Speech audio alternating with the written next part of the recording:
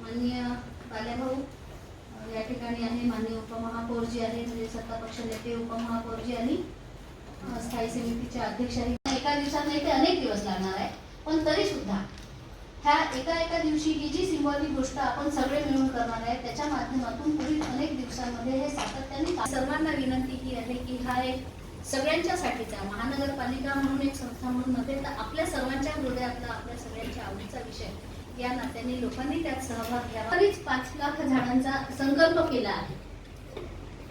प्रश्न निश्चितपणे येतील की एवढी जागा आहे का, तर हो, मॉइश्चर त्या सगळ्या म्हणजे जरा टेक्निकल साईडने जाऊ, कारण मागच्या वेळेस लावलेल्या बऱ्याच झाडांपैकी बरीच झाडं आपल्याला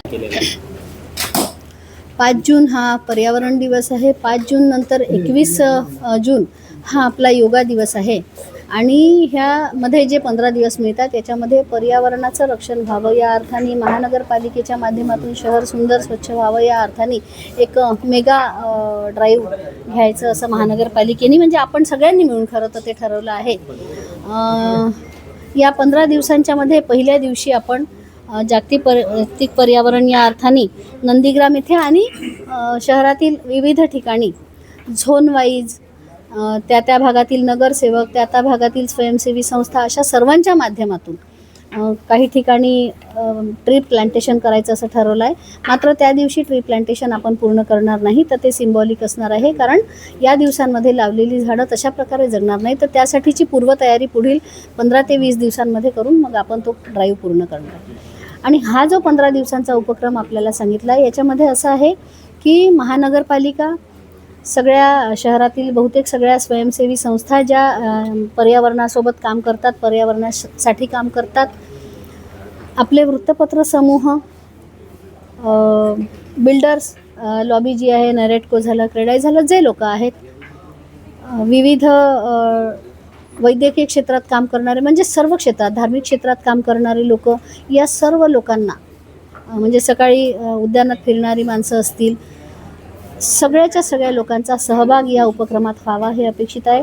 शेड्यूल असा ठरवला आहे की 5 तारखेला आपण वृक्षारोपण करू, 6 तारखेला आपण लेक क्लिनिंग, जे ऑलरेडी तसं सुरू आहे, पण एक दिवस ते करू, म्हणजे एक दिवस 6 तारखेला लेक क्लिनिंग आहे, 7-8 तारखेला आपण गार्डनचं क्लिनिंग करतो आहे शहरातलं, मग ग्राउंडचं क्लिनिंग, मग एक दिवस आपण सगळ्या धार्मिक ज्या काही मंदिर मस्जिद हे सगळे असतील सर्व धर्माचे या ठिकाणी स्वच्छता, म्हणजे त्या ठिकाणचं प्लास्टिक गोळा करणं आणि या सगळ्या गोष्टी आपण करणार. एक दिवस घाटांची स्वच्छता करणार आहे, सगळ्याच्या सगळ्या घाटांची. त्या दिवशी त्या ठिकाणी समजा आता त्या घाटावर एक दिवसात होणार नाही, तर त्याची पूर्वतयारी आपण आजपासून करणार की तिथे आज काय कमतरता आहे, आज जाऊन बघून येणं. आणि मग त्यानंतर त्या दिवशी जेव्हा स्वच्छता करणार असू त्यावेळी त्या ठिकाणी काही डस्टबिन टाकता येतील का, काही कुठली गरज आहे ती गरज पूर्ण करता येईल का, जी कमी पैशाची असेल, अशा सगळ्या गोष्टी करण्याचं आपण ठरवलेलं आहे. एखाद दिवशी आपण पूर्ण स्लममध्ये स्वच्छता करण्याची असं ठरवलेलं आहे.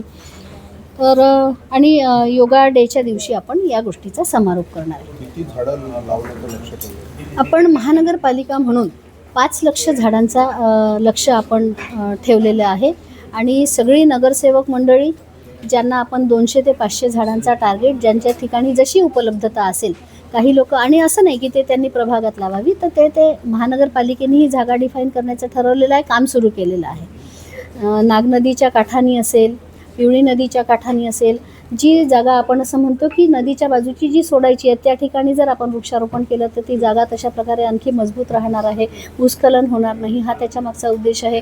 अनेक उद्यानं आहे जिथे आणखी झाडं लावण्यासारखी स्थिती आहे, डम्पिंग यार्ड आहे आपले, असे अनेक ठिकाणं आहे जे महानगरपालिकेने डिफाईन केले आहे. काही आपले नगरसेवक सांगतात आहे, काही आपले झोनचे जे लोक आहे, महानगरपालिकेच्या नागपूर सुधार करण्याच्या अशा ज्या काही जागा, या सर्व जागांवर मोठ्या प्रमाणात वृक्षारोपण करण्याचं ठरवलेलं आहे. योगा डे म्हणून काय? योगा डे म्हणून आपल्या इथे आपल्याला माहिती आहे महानगरपालिका दरवर्षी मोठा कार्यक्रम योगा डेचा करत असते.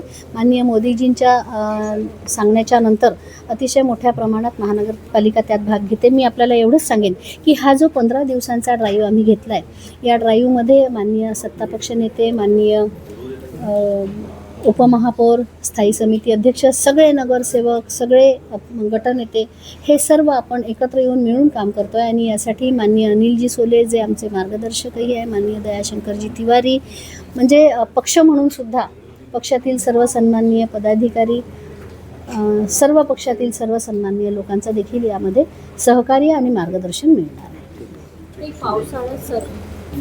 निश्चितपणे काही वेळा असं झालं आहे की जेव्हा खूप पाऊस येऊन गेला आहे त्या ठिकाणी अंडरपासमध्ये पाणी साचल्यामुळे अडचण झालेली आहे. पण यावेळी महानगरपालिकेने माननीय कमिशनर साहेब, मी स्वतः, माननीय स्थायी समितीचे अध्यक्ष उपमहापौर यांनी देखील या ठिकाणी अनेक ठिकाणी दौरे केले आहे. जे रेल्वे ब्रिजेस वगैरे जिथे आहे तिथे तुम्ही म्हणताय हे माझ्या लक्षात येत आहे आणि त्या ठिकाणी पाणी निघून जाईल म्हणून तात्पुरती पण पॅक ड्रेन हे टाकण्याचा निर्णय निर्णय आहे. ही 5 लाख झाडं सगळेच्या सगळे म्हणजे खऱ्या अर्थाने सर्वसाधारण सामान्य नागरिक जोपर्यंत भाग घेणार नाही तोपर्यंत हे लक्ष्य आपण साधूच शकणार नाही. त्यामुळे महानगरपालिकेच्या माध्यमातूनही त्या सगळ्यांना म्हणजे जे आपण नगरसेवकांना जे दिले आहे ते नगरसेवक किंवा ते झोनमधले जे लोक आहेत त्या झोनमधून संस्था तर आपण बोलवलंच आहे, म्हणजे त्या तर सोबत राहणार आहे. समाजसेवी, पर्यावरणवादी या सगळ्या संस्था आपल्यासोबत आहे, धार्मिक संस्था आपल्यासोबत आहे. पण अगदी म्हणजे फक्त मला एक वैयक्तिक मी म्हणजे नीता ठाकरे असं म्हणून मला जर घरी झाडं हवं असेल, लावायचं असेल तर ते सुद्धा आपण आव्हान करतो आहे.